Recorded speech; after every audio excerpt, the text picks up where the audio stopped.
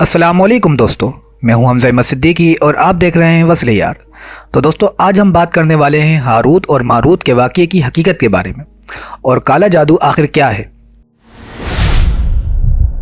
اللہ عز و جل نے قرآن مجید کی سورہ بقرہ آیت نمبر 102 میں ہاروت اور ماروت کا ذکر فرمایا، جبکہ مختلف احادیث کی کتابوں میں اس کا ذکر آیا ہے۔ سب سے پہلے دیکھتے ہیں کہ قرآن میں اللہ تعالیٰ نے کس طرح ان فرشتوں کا ذکر فرمایا ہے۔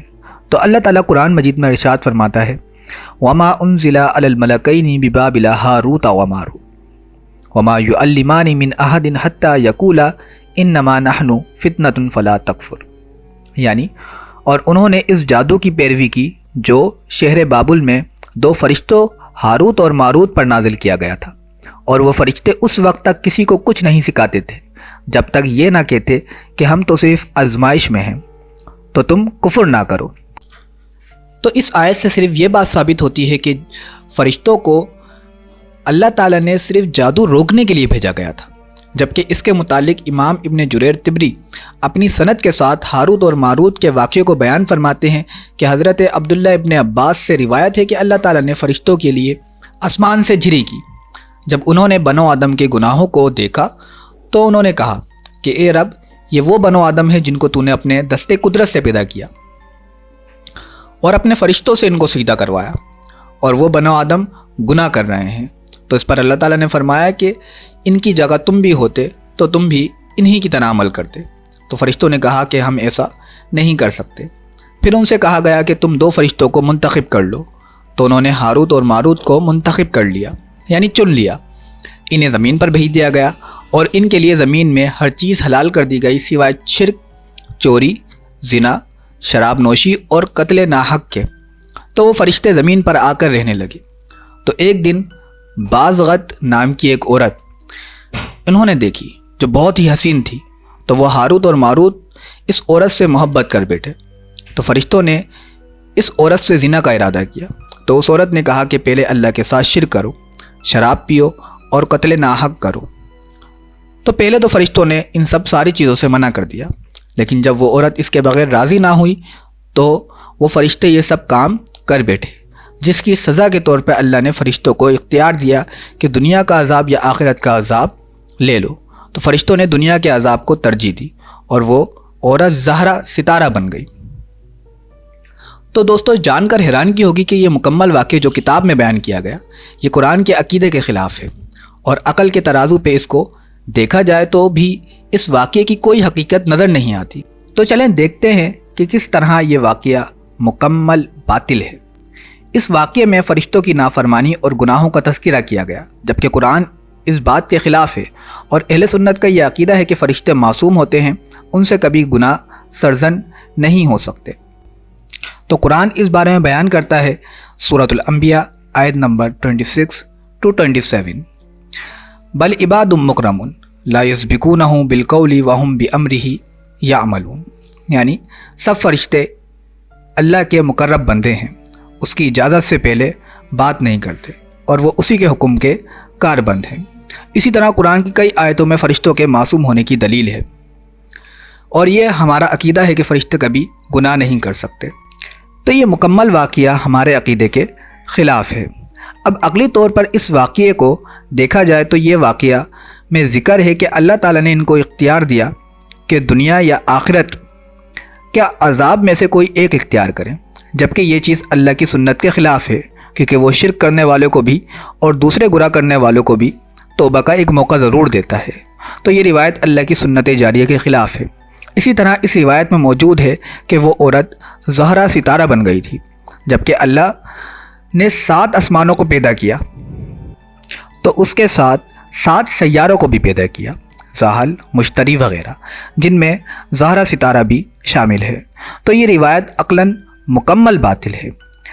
اسی طرح امام ابن کثیر اس روایت کے خلاف لکھتے ہیں کہ اس واقعے کو کثیر تابعی اور مفسرین نے بیان کیا، لیکن اس کے باوجود یہ روایت اسرائیلی روایت ہے، یعنی کسی صحابی نے یہودی یا عیسائی سے یہ روایت لی ہے، یا کوئی صحابی جو پہلے یہودی یا عیسائی تھے ان سے یہ روایت لی گئی ہے۔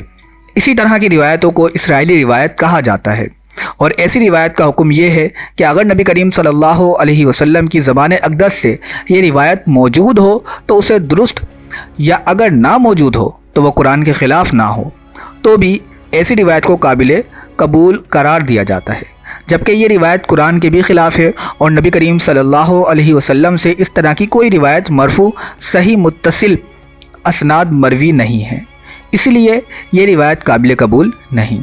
اور وہ لوگ جو اس واقعے کو ممبروں اور ویڈیو میں سناتے ہیں، ان کو چاہیے کہ وہ توبہ کریں، کیونکہ یہ واقعہ ہمارے عقیدے کے خلاف ہے۔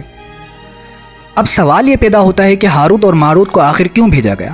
تو دوستو جان لیں کہ ہاروت اور ماروت کو اس لیے بھیجا گیا تاکہ وہ لوگوں کو جادو کی حقیقت بتائیں اور لوگوں پر جادو کی حقیقت واضح کریں، کیونکہ اس دور میں جادو کرنے والے عجیب و غریب کام کر کے نبوت کا دعویٰ کرتے۔ اس لیے فرشتوں کو حکم ہوا کہ جادو سکھائیں اور اس کی حقیقت بتائیں تاکہ لوگ جان لیں کہ یہ جادوگر کوئی نبی نہیں اور اصل نبی کی پہچان ہو سکے۔ اور اس دور میں جس نے جادو سیکھ کر اس پر عمل کیا وہ کافر ہو گیا، اور جس نے جادو سیکھا صرف جادو سے بچنے کے لیے اور جادو کی حقیقت جاننے کے لیے اور اس پر عمل نہیں کیا، وہ اپنے ایمان پر سلامت رہا۔ اب بات کریں کالے جادو کی، تو جادو کئی طرح کے ہوتے ہیں، لیکن جس کی ہم بات کرنے جا رہے ہیں اس کو سحر کہتے ہیں، اور سحر کا معنی ہے جس کام کو انسان خود نہ کر سکے اور شیطان کی مدد کے بغیر پورا نہ ہو، اور جس میں شیطان کا تقرب حاصل کرنا پڑے، ایسے ہر کام کو سحر یا کالا جادو کہتے ہیں۔ اسی طرح کسی خبیث اور بدکار شخص کے مخصوص عمل کے ذریعے کوئی غیر معمولی اور عام عادت کے خلاف کام یا چیز صادر ہو تو اس کو بھی سحر کہتے ہیں، اور یہ باقاعدہ کسی استاد کی تعلیم سے حاصل ہوتا ہے، تو اس لیے اہل حق کے نزدیک سحر یا جادو موجود ہے اور نظر لگنا بھی ثابت ہے۔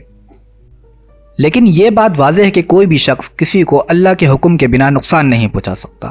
اللہ نے اس کی قسمت میں یہ بات لکھی ہے، جب ہی اس کو نقصان ہوا یا کوئی جادو ہوا۔ اور مختلف لوگ ہر جگہ اس کا دعویٰ کرتے چلے آئے ہیں۔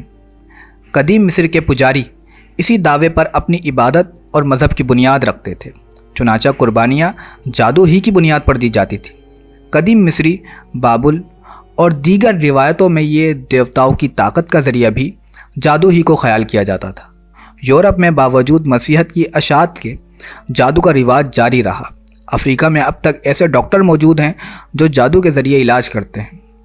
اسی طرح سیاہ علم یا کالا جادو جنوں، دیوتاؤں اور بد روحوں کے ساتھ تعلق پیدا کرنے کا ذریعہ ہے، اور علم سفید یعنی سفید جادو نیک روحوں اور فرشتوں کے ساتھ ملاتا ہے۔ اس کے علاوہ قدرتی جادو قدرت کے واقعات میں تصرف کے قابل بناتا ہے۔ رمل، جفر، توش اور نجوم بھی اس کی شاخیں ہیں جو توہم پرستی پر مبنی ہیں۔ ہمارے یہاں بھی جادو کی کئی شکلیں موجود ہیں، مثلا تعویذ گنڈے، جن اور بھوت کا چمٹنا اور اترنا وغیرہ۔ تو دوستو آج کی ویڈیو کا اختتام اسی بات پر کرتے ہیں کہ جادو سے ضرور لوگ وقتی طور پر خوش ہو جاتے ہیں، لیکن یہ وقت کے ساتھ ختم ہو جاتا ہے، اور بعد میں جادو سے جو زندگی پر منفی اثرات پڑتے ہیں وہ ناقابل بیان ہوتے ہیں۔ اللہ ہمیں ان سب سے محفوظ فرمائے۔ ملتے ہیں اگلی ویڈیو میں اسی اپنے پن کے ساتھ۔